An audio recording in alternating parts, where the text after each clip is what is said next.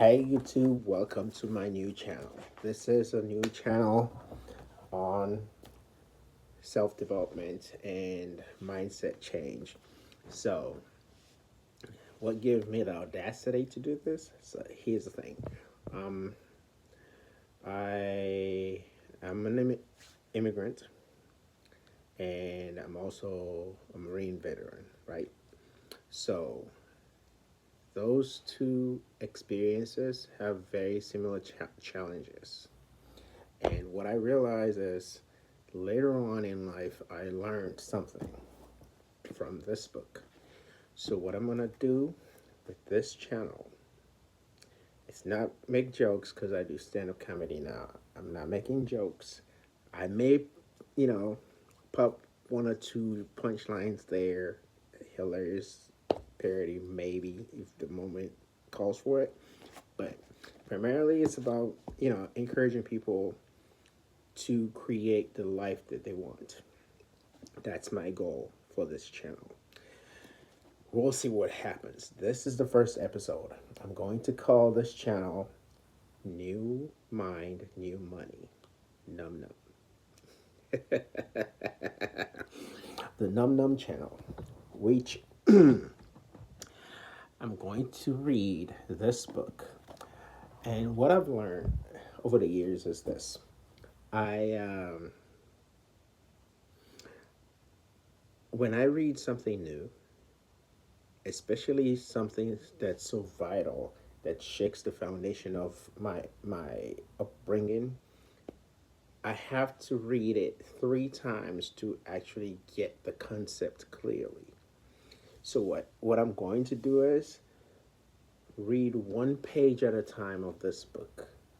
1 page, not a whole chapter, 1 page at a time, because it's a book that you have to study. Because I know people, oh, you have read Think and Grow Rich. No, you haven't.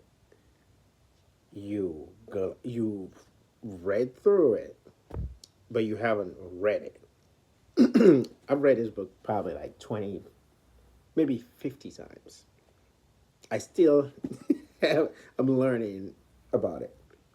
So, it's late. I was supposed to have done this earlier today. Well, yesterday, because it's past 12 o'clock at night now. However, here we are. I was setting up, I was doing a bunch of stuff, and I was committed to say, because I was supposed to have started this video, this channel, months ago. Actually, years ago now that I'm thinking about it. Yeah.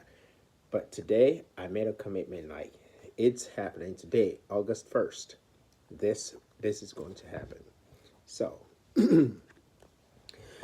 I am going to read, I'm not reading it. I'm going to have the Audible read it to us 3 times. It's not long. We just actually, since, since it's 1 page and the full thought ends here, we're going to read this. Since the actual information starts here, we're just going to do the full page from here to here, which is about 1 page. Which is about, from here to here, which is about 1 page. Because I want to get the concept so, and we're going to have to go through it 3 times to understand, to get the foundation. It's going to be frustrating. It's going to challenge what you believe. But again, if I use biblical quotes, I'm not pushing any religion. I'm not religious anymore, so that's out the window. I'm using it as a reference point, as a philosophical direction, if you will. One of the things that I learned in the last few years is when when I was a child, I thought like a child, I reasoned like a child. When I became a man, I gave up childish ways. Taking responsibility for your life requires a lot of on learning and relearning new philosophies that actually make you the kind of person that you desire to become. And that takes a lot of personal development work.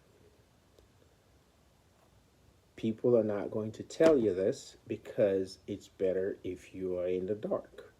And a lot of this information that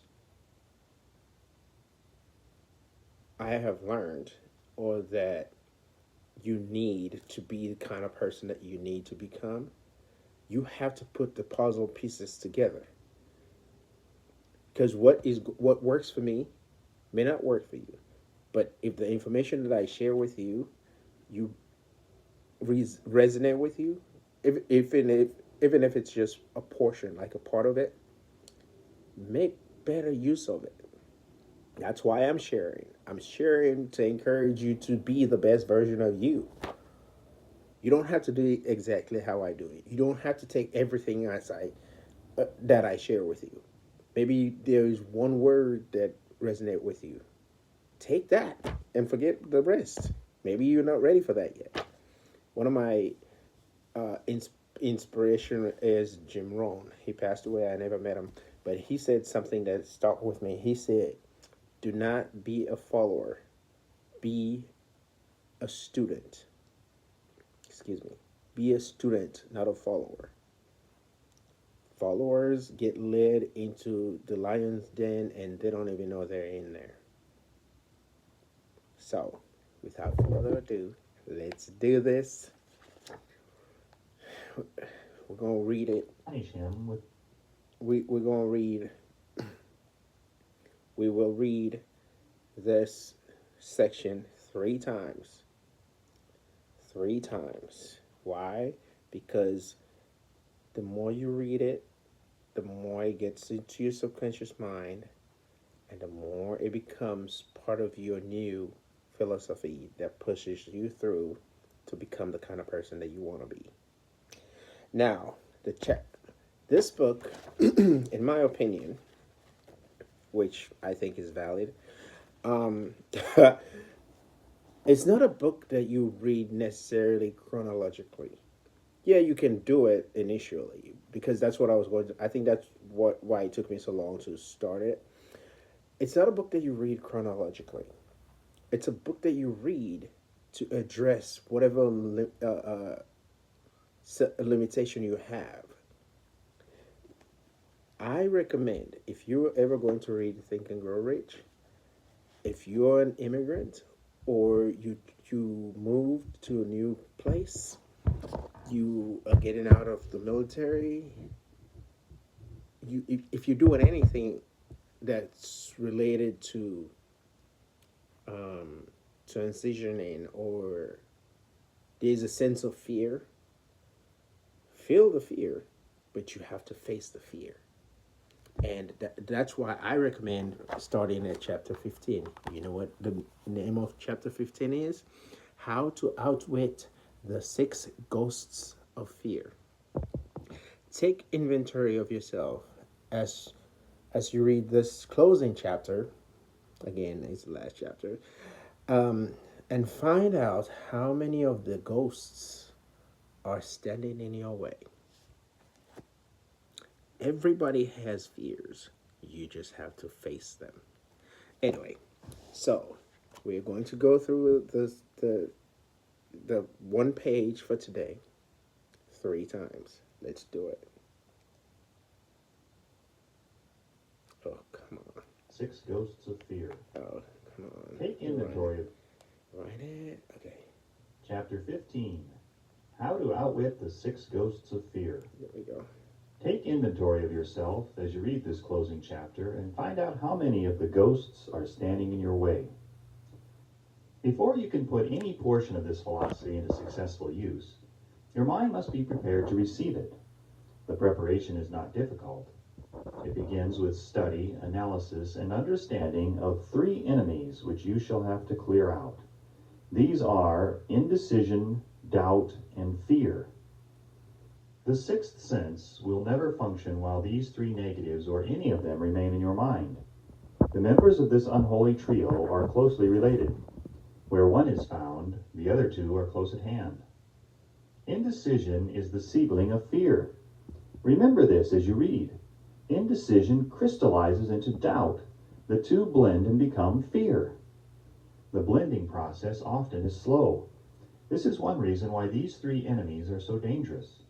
They germinate and grow without their presence being observed. The remainder of this chapter describes an end which must be attained before the philosophy as a whole can be put into practical use.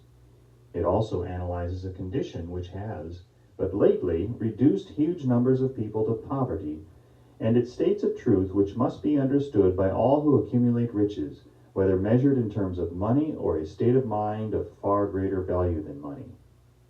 The purpose of this chapter is to turn the spotlight of attention upon the cause and the cure of the 6 basic fears. Before we can master an enemy, we must know its name, its habits, and its place of abode. As you read, analyze yourself carefully and determine which, if any, of the 6 common fears have attached themselves to you.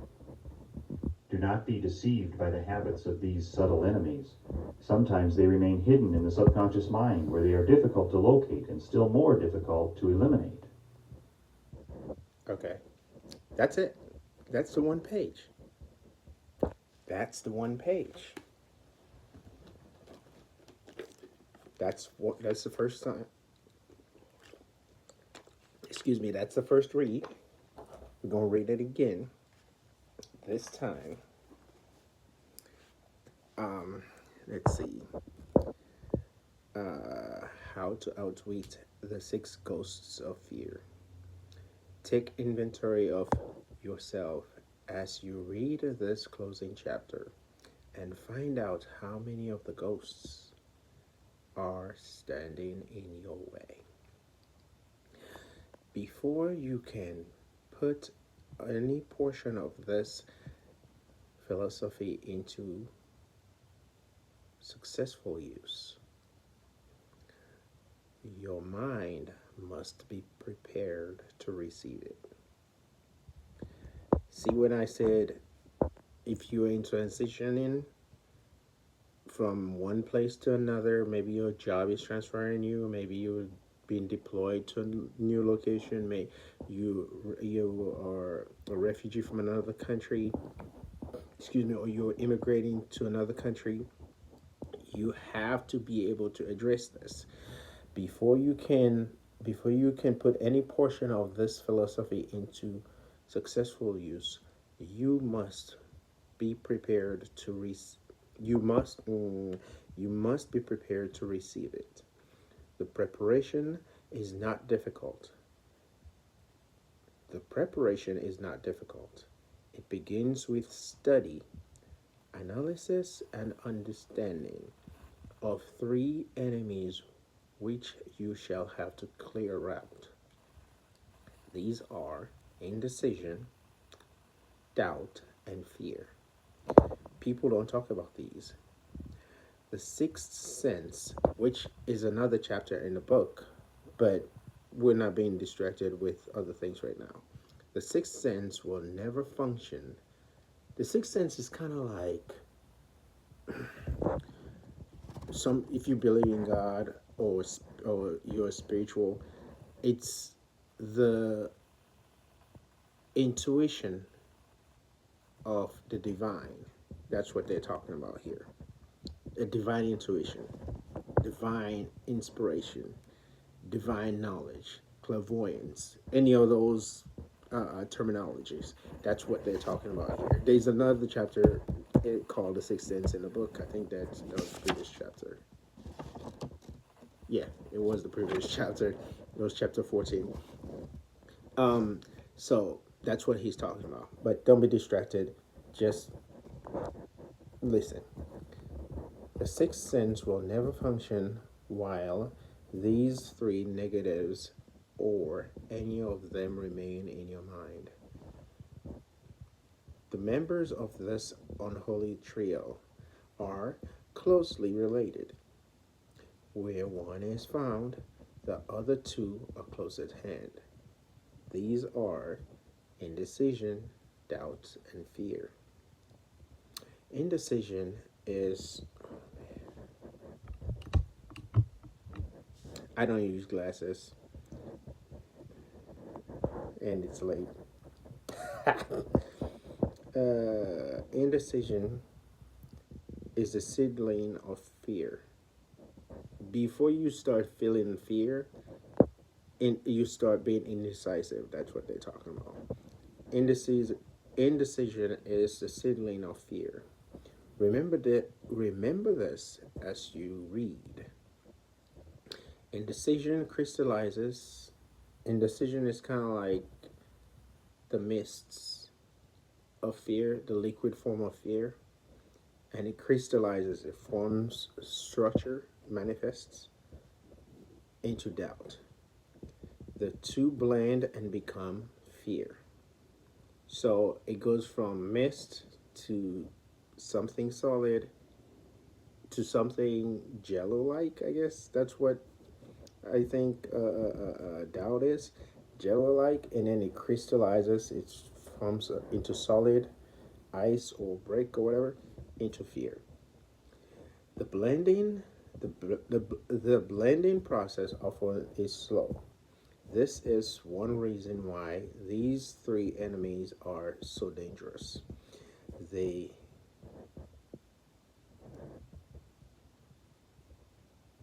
okay, they germinate and grow without their presence being observed. The remainder of this chapter describes an end which must be attained before the philosophy as a whole can be put into practice, into practical use. It also analyzes a condition which has but lately reduced huge numbers of people to poverty. The irony with that phrase is this. This book was written almost 100 years ago, 1928. Yeah, Napoleon Hill was studying like people for 25 years or something like that before he wrote this book. uh, I think is it Andrew Carnegie was a person that inspired him to do the research and put together these guidelines to be rich, to be wealthy. So this book is almost 100 years old, and the the the the ideas are very relevant today in 2025. Let's see, where am I? Okay, let me start on the top page. The remainder of this chapter describes an end which must be attained before the philosophy as a whole can be put into practical use. It also analyzes a condition which has, but lately, reduced huge numbers of people to poverty, and it states a truth which must be understood by all who accumulate riches, whether measured in terms of money or state of mind. Excuse me, state of mind of far greater value than money.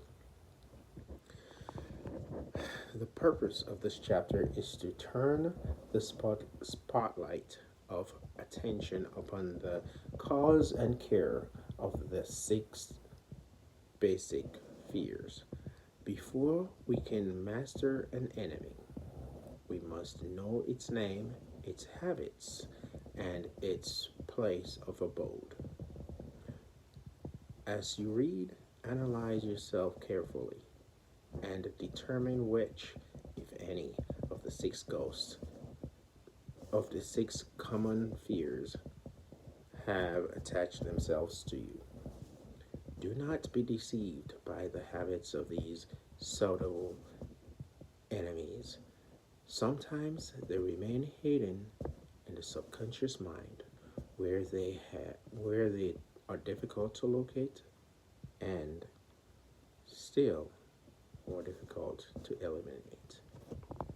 All right, One more time. I'm going to have the person who can read fluently read it.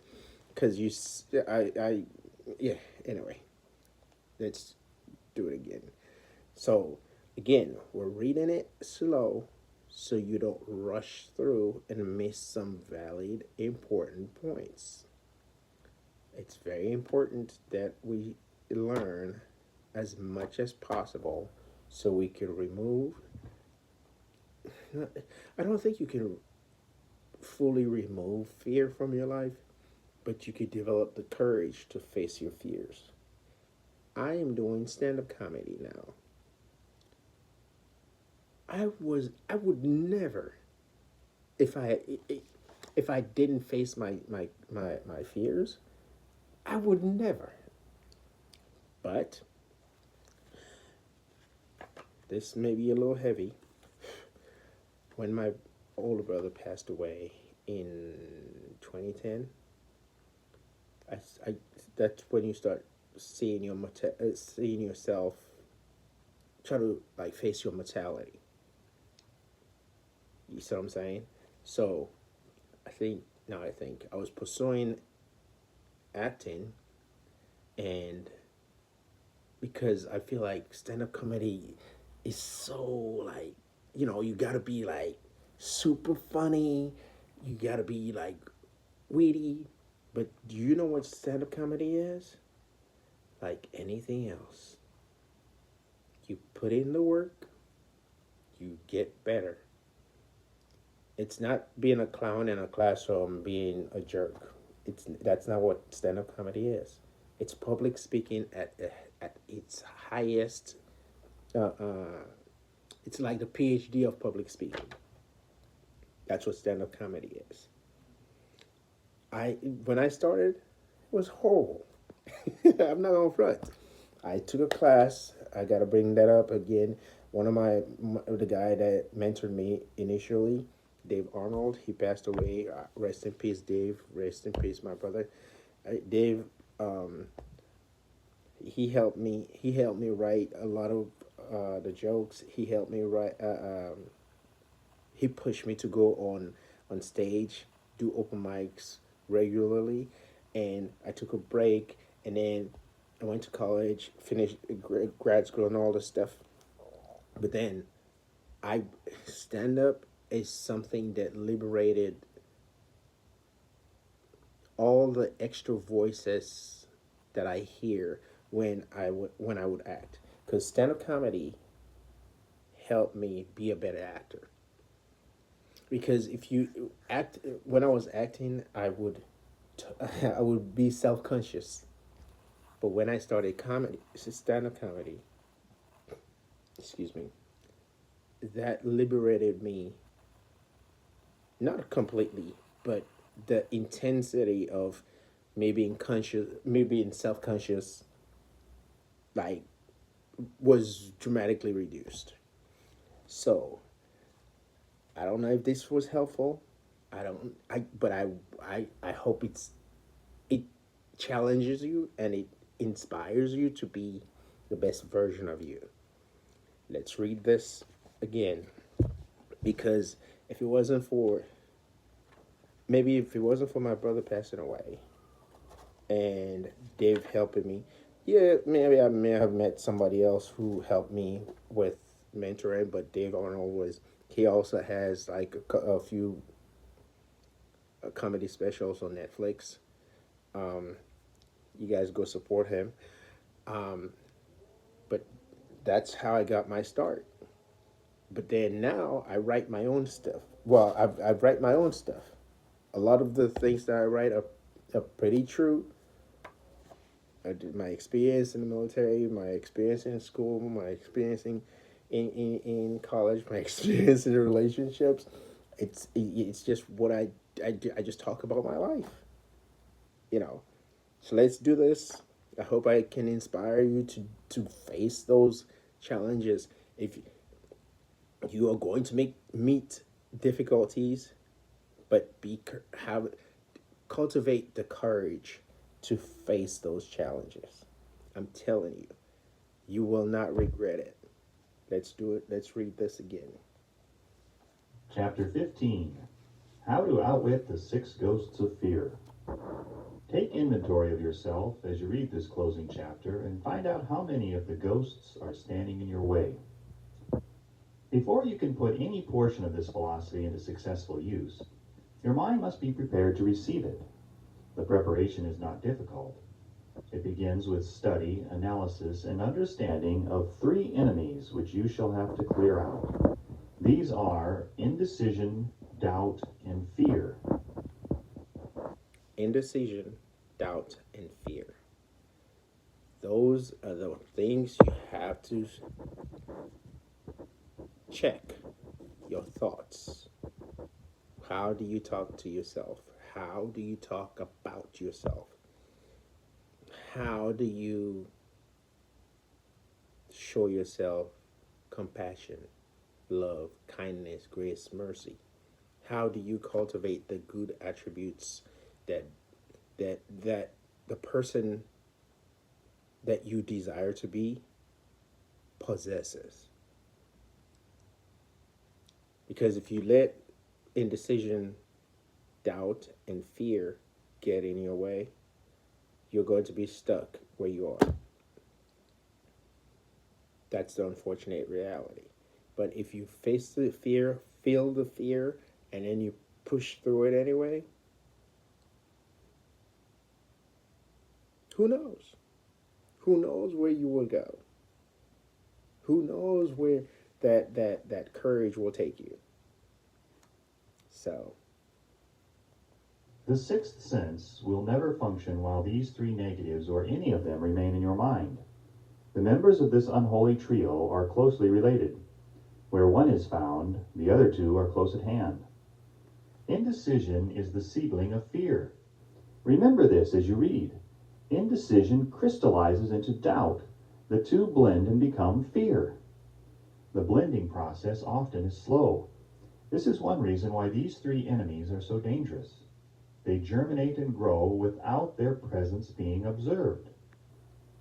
The remainder of this chapter describes an end which must be attained before the philosophy as a whole can be put into practical use. It also analyzes a condition which has, but lately, reduced huge numbers of people to poverty, and it states a truth which must be understood by all who accumulate riches, whether measured in terms of money or a state of mind of far greater value than money. The purpose of this chapter is to turn the spotlight of attention upon the cause and the cure of the 6 basic fears. Before we can master an enemy, we must know its name, its habits, and its place of abode. As you read, analyze yourself carefully and determine which, if any, of the 6 common fears have attached themselves to you. Do not be deceived by the habits of these subtle enemies. Sometimes they remain hidden in the subconscious mind, where they are difficult to locate and still more difficult to eliminate. that's it. One page. We're not rushing this. It took you however long it took you to cultivate the negativity in your life. It's not you're not going to you are not going to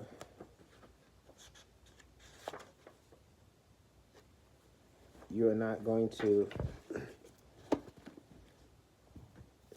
destroy that mindset overnight.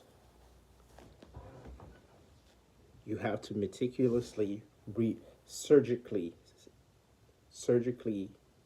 you have to perform a psychological surgery in your subconscious mind, so you could be the man, the woman, the person that you desire to become. It's almost 30 minutes. It's a 30-minute show. I wanted it to be an hour, but it's late, and I want to start being mindful of my time and my rest period at night. So until next time, be the best version of you that you're going to be, because I'm going to be the best version of me that I'm going to be. Do not try to be me, and I will not try to be you. Until next time, peace and love.